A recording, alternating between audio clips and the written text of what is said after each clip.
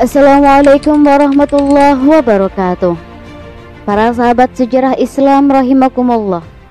Pada kesempatan kali ini kita akan mengisahkan tentang kisah Nabi Khidir alaihissalam yang telah kita singgung sebelumnya, yaitu saat Nabi Musa alaihissalam hendak menimba ilmu darinya. Jati diri Nabi Khidir alaihissalam. Mengenai jati diri Nabi Khidir, para ulama berbeda pendapat tentang siapa dia sesungguhnya, nama aslinya, nasabnya, kenabiannya, hingga kehidupannya. Al-Hafidz Ibnu Asakir berkata, ada yang mengatakan bahwa Nabi Khidir alaihissalam adalah anak dari Nabi Adam alaihissalam. Sedangkan Abu Hatim berkata bahwa Nabi Khidir adalah anak Nabi Adam alaihissalam yang umurnya paling panjang. Namanya adalah Hodrun bin Qabil bin Adam. Ibnu Ishaq menuturkan, ketika Adam diambang ajal, dia berwasiat kepada anak-anaknya bahwa nanti setelah kematiannya akan ada topan disertai air bah yang akan menimpa manusia pada masa Nabi Nuh alaihissalam. Jika saat itu tiba, dia meminta anak-anaknya untuk membawa jasadnya ke dalam kapal laut, lalu mengubur jasadnya di tempat yang telah dia tentukan. Ketika air bah telah surut, Nabi Nuh alaihissalam memerintahkan anak-anak Nabi Adam untuk menguburkan jasad Nabi Adam di tempat yang telah dia tentukan dalam wasiatnya. Namun mereka enggan menunaikannya karena tempat yang dimaksud menakutkan bagi mereka. Nabi Nuh alaihissalam mendorong mereka dan berkata bahwa Nabi Adam alaihissalam pernah berkata bahwa siapa yang menguburkannya akan diberi umur panjang. Akan tetapi anak-anaknya tetap tidak bersedia. Namun akhirnya ada salah seorang anaknya yang bernama Khidir bersedia menguburkannya di tempat yang dimaksud. Maka Allah mengabulkan janji Nabi Adam alaihissalam memberinya usia yang panjang sehingga Nabi Khidir hidup lama sesuai kehendaknya. Akan tetapi ada pula yang mengatakan bahwa Nabi Khidir adalah salah seorang dari Bani Israel pada zaman kekuasaan Fir'aun. Ada pula yang mengatakan bahwa dia termasuk salah seorang yang beriman kepada Nabi Ibrahim dan ikut hijrah bersamanya. Mengenai nama Khidir itu sendiri, terdapat riwayat dari Imam Bukhari bahwa Rasulullah Shallallahu Alaihi Wasallam bersabda, sesungguhnya dia dinamakan Khidir karena dia duduk di atas rumput putih kering. Kemudian rumput itu bergetar dari belakang dan berubahlah menjadi hijau, khadra. Sedangkan Al-Khattabi berkata bahwa Nabi Khidir dinamakan demikian karena wajahnya yang bersinar dan menawan. Apakah Khidir seorang nabi?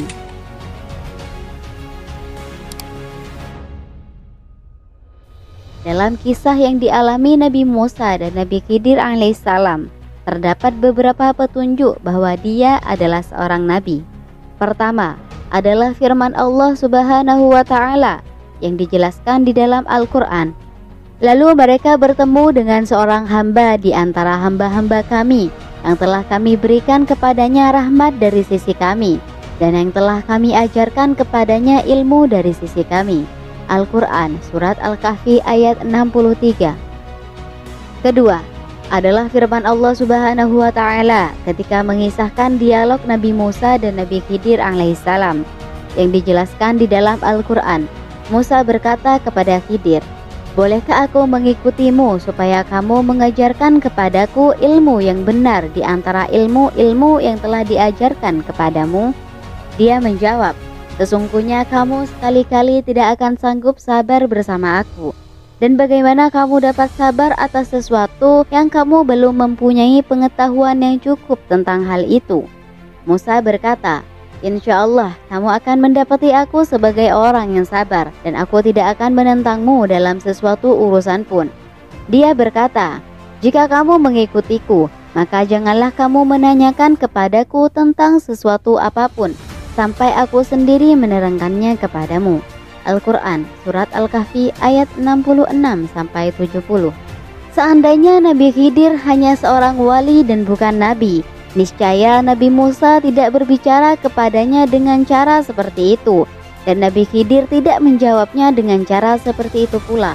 Bahkan Nabi Musa alaihissalam memohon kepadanya agar diizinkan mendampinginya untuk mendapatkan ilmu yang Allah berikan secara khusus kepadanya.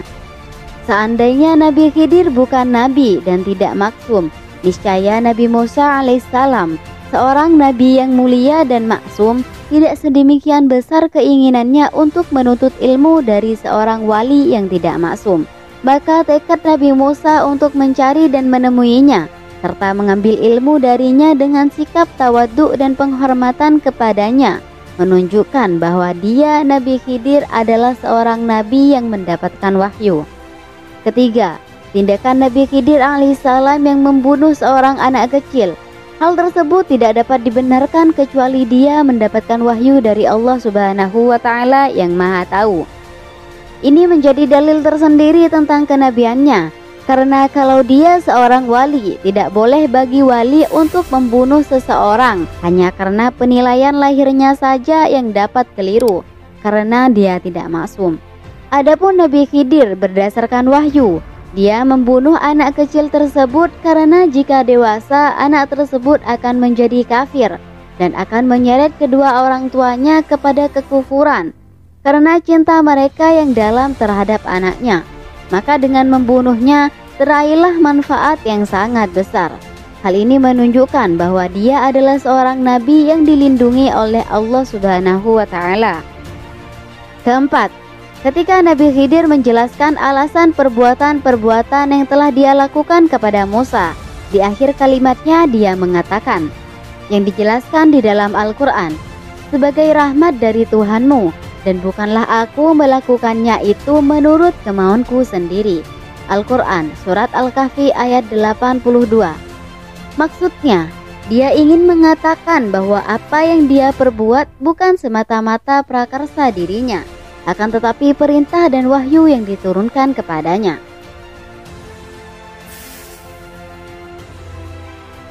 Apakah Nabi Khidir masih hidup sampai sekarang? Para ulama berbeda pendapat tentang masalah ini.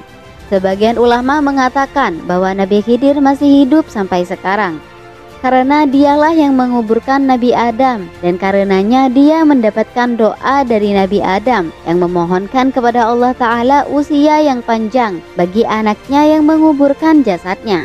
Ada juga yang mengatakan bahwa dia telah meminum air kehidupan yang disebut dengan Ma'ul Hayat. Kemudian mereka yang berpendapat seperti itu mengemukakan riwayat serta hikayat yang banyak terkait dengan keberadaan Nabi Khidir hingga kini. Namun keseluruhan riwayat yang berbicara tentang hal tersebut sangat lemah sekali dan tidak dapat dijadikan hujah dalam agama. Begitu pula dengan semua hikayat-hikayatnya, tidak sunyi dari kelemahan sanad. Kalaupun sanadnya sahih, hanya saja sampai kepada perkataan sahabat atau selainnya, yang mungkin terjadi kekeliruan. Wallahu a'lam.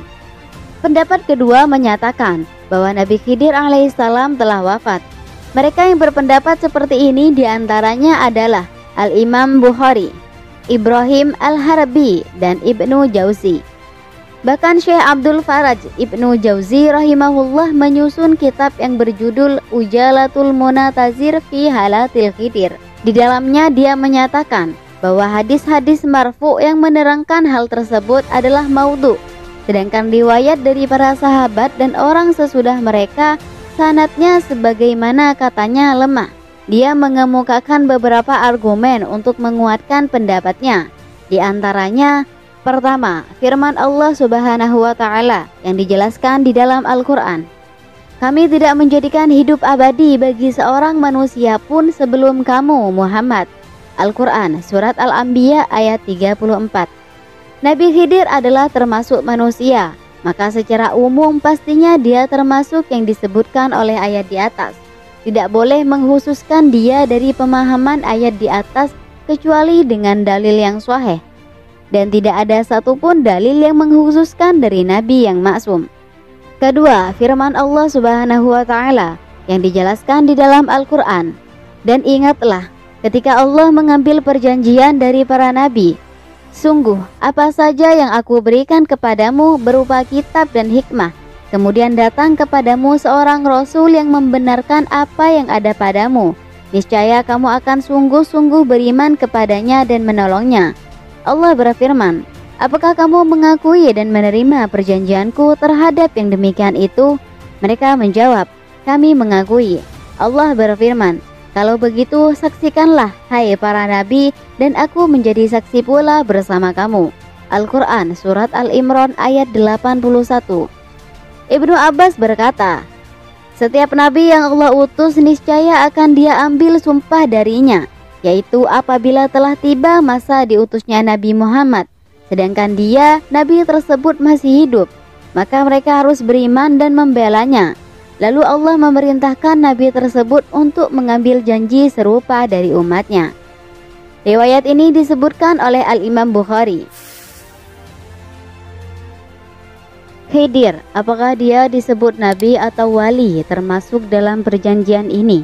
Maka kalau Khidir dikatakan hidup, sungguh tempat terhormat baginya adalah berada di sisi Rasulullah SAW dan beriman kepada ajaran yang Allah turunkan kepadanya, serta membelanya agar tidak ada musuhnya yang mencelakakannya. Karena jika Khidir seorang wali, Abu Bakar lebih utama darinya. Adapun jika dia seorang nabi, maka Nabi Musa lebih utama darinya.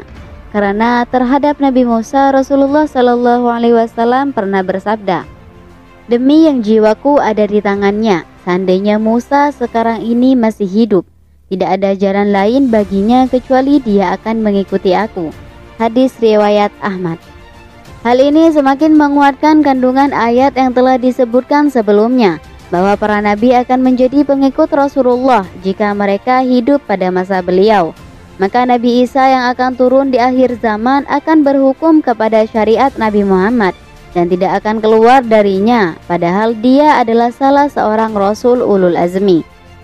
Sebagaimana diketahui bahwa tidak ada riwayat dari sanad yang sahih atau juga hasan bahwa Nabi Khidir bertemu dengan Rasulullah dalam sebuah kesempatan.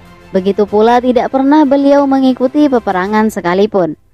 Al-Qadhi Abu Ya'la ditanya oleh murid-muridnya tentang Nabi Khidir, apakah dia telah wafat? Beliau menjawab, iya. Dia berdalil bahwa seandainya Nabi Khidir masih hidup, niscaya dia akan datang menghadap Rasulullah, sebagaimana dikutip oleh Ibnul Jauzi dalam kitabnya Al-Ujalah.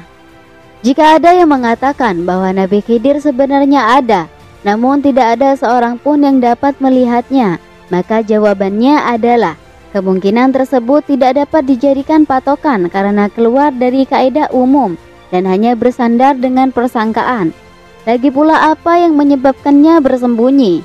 Bukankah jika dia menampakkan diri lebih baik baginya, apalagi jika dia ikut berjuang membela syariat dan mengingkari beredarnya hadis-hadis palsu dan berita-berita bohong lainnya.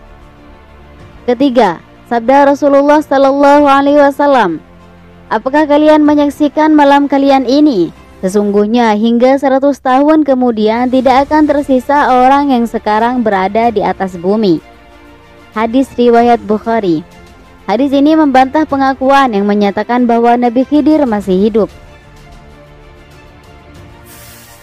Di antara wasiat Nabi Khidir kepada Nabi Musa alaihissalam, dalam kisah Nabi Musa dan Nabi Khidir yang telah disebutkan bahwa ketika Nabi Musa akan berpisah dengannya, dia berkata, berwasiatlah kepadaku. Maka Nabi Khidir berkata, jadilah orang yang banyak memberi manfaat, jangan malah banyak mendatangkan bahaya. Jadilah orang yang mukanya berseri-seri, jangan menjadi pemarah. Hindari berjalan dalam kegelapan dan jangan berjalan kecuali ada keperluan. Wahai Musa, sesungguhnya manusia disiksa di dunia ini sesuai dengan kadar ketergantungan mereka terhadap dunia. Khidir dan Maswitoh. Al-Hafidz Ibnu Asakir meriwayatkan bahwa Nabi Khidir dan Ilyas adalah dua orang bersaudara. Kedua bapak mereka adalah seorang raja. Ilyas berkata kepada bapaknya, sesungguhnya Khidir tidak ada keinginan menjadi raja. Sebaiknya engkau nikahkan dia supaya nanti anaknya yang menjadi raja. Lalu bapaknya menikahkannya dengan seorang gadis yang cantik jelita. Setelah menikah, Nabi Khidir berkata kepada istrinya, aku tidak membutuhkan wanita. Jika engkau mau, aku akan ceraikan engkau. Namun jika engkau suka, mari kita beribadah kepada Allah Azza wa Jal, tetapi engkau simpan rahasiaku." Maka wanita itu berkata, "Iya, aku mau tinggal bersamamu." Lalu dia tinggal bersamanya selama setahun. Setelah setahun berlalu, sang raja memanggil sang istri tersebut dan berkata, "Engkau masih muda, putraku pun masih muda, mana anaknya?" Sang wanita itu menjawab, "Anak semata-mata dari Allah. Jika dia menghendakinya akan dapat, namun jika tidak, tidak akan dapat." Akhirnya sang bapak memerintahkan Nabi Khidir untuk menceraikannya. Maka Nabi Khidir pun menceraikannya. Lalu sang bapak menikahkannya lagi dengan seorang janda yang sudah punya anak. Setelah menikah, Khidir berkata kepadanya seperti apa yang dia katakan pada istri pertamanya. Maka sang istri itu pun memilih untuk tinggal bersamanya hingga setahun lamanya. Setelah setahun, sang bapak memanggil menantunya dan menanyakan tentang anak. Maka kali ini istri Nabi Khidir berkata, "Anakmu tidak tertarik dengan wanita." Lalu sang bapak memanggil Nabi Khidir, namun Nabi Khidir telah pergi terlebih dahulu. Kemudian diutus sejumlah orang untuk mencarinya, namun mereka tidak mendapatkannya. Sementara itu, mantan istrinya yang pertama menetap di pinggir kota dan terus beribadah kepada Allah. Suatu hari dia mendengar ada seorang laki-laki yang berlalu di hadapannya sambil mengucapkan bismillah. Dia bertanya, "Dari mana engkau mengetahui hal itu?" Orang laki-laki itu berkata, "Aku adalah pengikut Nabi Khidir." Akhirnya mereka menikah dan mendapatkan beberapa keturunan. Kisah berikutnya, wanita tersebut bekerja sebagai tukang sisir putri Fir'aun yang disebut Masyitoh. Suatu saat ketika dia sedang menyisir putri Fir'aun, sisirnya jatuh dari tangannya. Lalu secara spontan dia berkata, "Bismillah." Lalu putri Fir'aun berkata, "Apakah yang engkau sebut Tuhan itu bapakku?" Dia menjawab, "Bukan, tetapi Tuhanku dan Tuhanmu adalah Allah." Lalu sang putri memberitahu bapaknya tentang perkara tersebut. Maka Fir'aun memerintahkan untuk menyiapkan bejana besar lalu dipanaskan. Kemudian dia memerintahkan agar Masyitoh dilemparkan ke dalamnya. Maka ketika Masyitoh telah berada di hadapannya, dirinya ragu-ragu untuk melompat ke dalamnya.